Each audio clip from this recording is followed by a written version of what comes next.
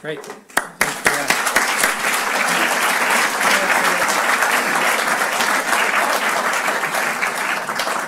We're going to have time for a few questions, so please, if you do have some, send your cards across. We're also handing out a survey of just feedback from all of you as to what you liked, what you didn't like, what you'd like to see, again, if we do this next year.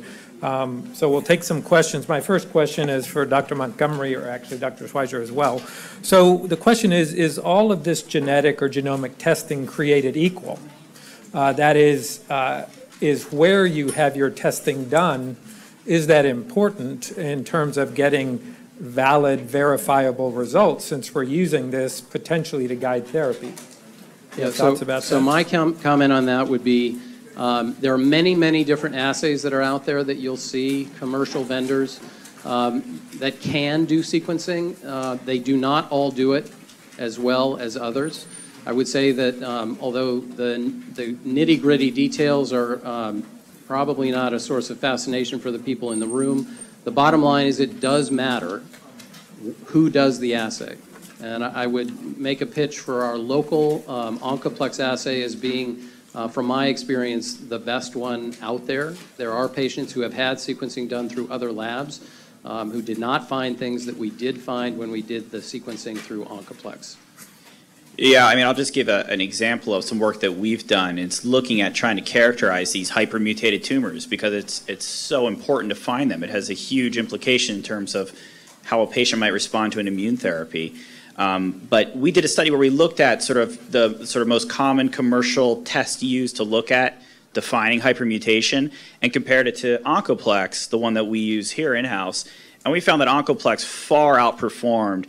It was over 90% sensitive at finding these tumors that are hypermutated, whereas the most common one, which is sort of an older type of test, was like 70%, 60% sensitive. So it finds most of them, but if it were me as a patient, I wouldn't want to worry that I used a test that didn't have close to 100% accuracy in defining whether or not I would benefit from a drug like pembrolizumab. So it really can make a big difference.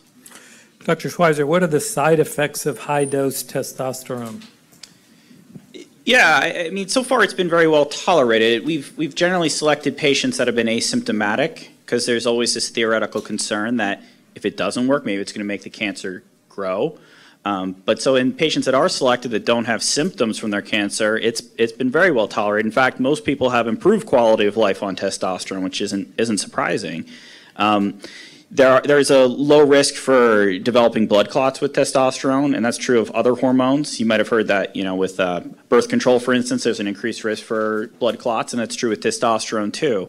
There's also a small subset of patients that look like after the injection they get a little bit of increased pain, and it goes away quickly, and it's not always at the site of where cancer is. So maybe some weird musculoskeletal effect too, which not entirely clear, but I would say that's pretty unusual. It doesn't happen for many men. Most people do quite well with it. But you have pretty clear entry criteria that patients with pain, it may not be appropriate for them, and certainly patients with neurological compromise. That's right. You got to be highly selected. No pain, no big tumor sitting on the spinal cord. The last thing we want to do is use a therapy that hasn't been rigorously studied yet because the trials are still ongoing and potentially put people at risk. But if somebody's asymptomatic and otherwise doesn't have high-risk features like Dr. Nelson mentioned, then it's worked pretty well for them and been well tolerated. So, Dr. Yu, I think this is a good question for you.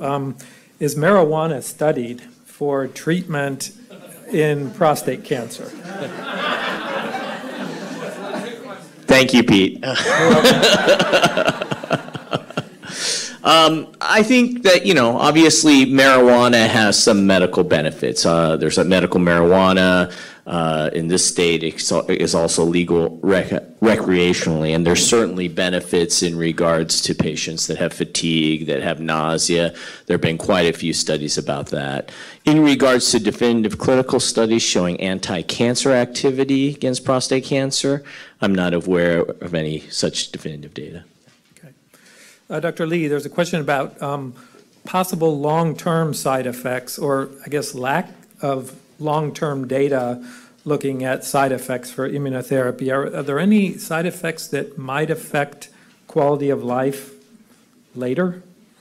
Well, there is a possibility that there can be long-term autoimmune effects related to some of these checkpoint inhibition strategies. It's just that we don't have a lot of data necessarily that guide us in that way. Okay.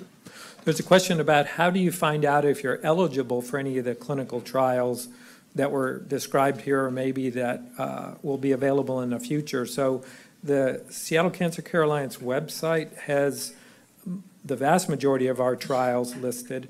You're also welcome to contact NOLA. I don't know if there's another entry, how patients find out specifically about availability and eligibility for trials. Mike, you want to comment? I mean, certainly the website is helpful. I would say that, you know, coming to see one of the doctors here is probably the best way to figure out what is actually a good option for you, because it's a little bit tough sometimes to figure out exactly what the right fit is. Even if it's a, you know, one-time sit down and get some advice kind of a meeting, it can be really helpful in terms of figuring out if there are other options out there that, you know, aren't necessarily standard but still have a lot of promise for providing a better avenue for treatment. Anything else? Yeah.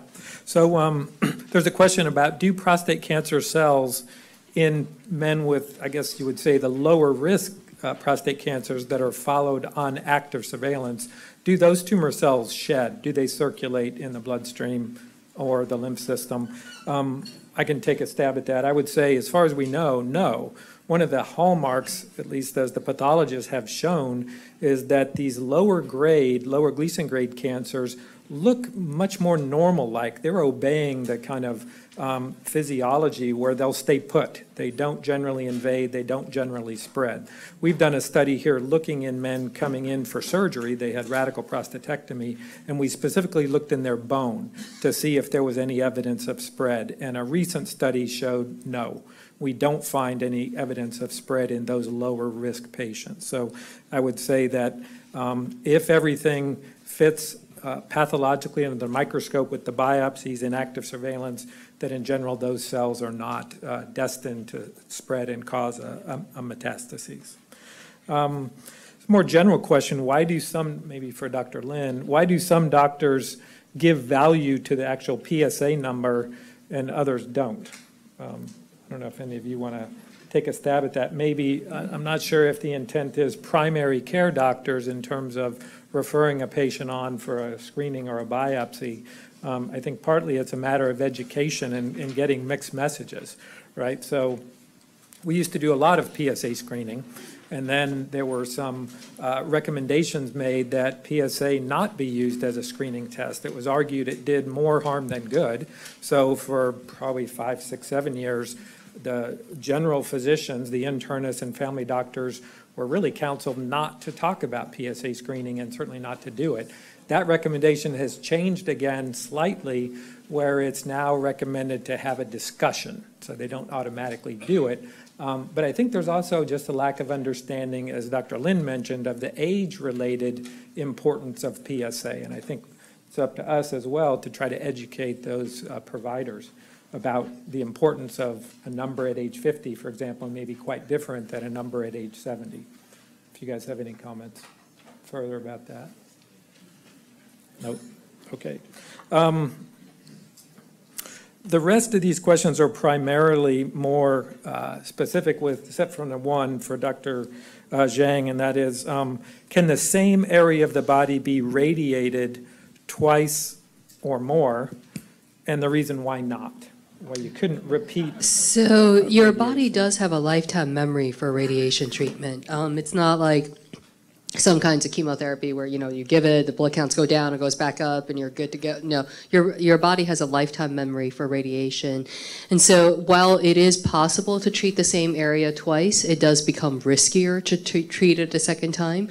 And so that's a conversation I have to have with my patient, depending on exactly what we're talking about. What's the risk of doing it a second time to the same area versus what do I perceive the benefit to be, and is it worth doing?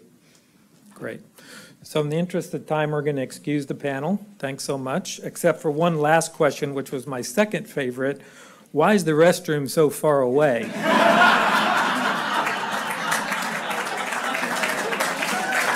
Yeah.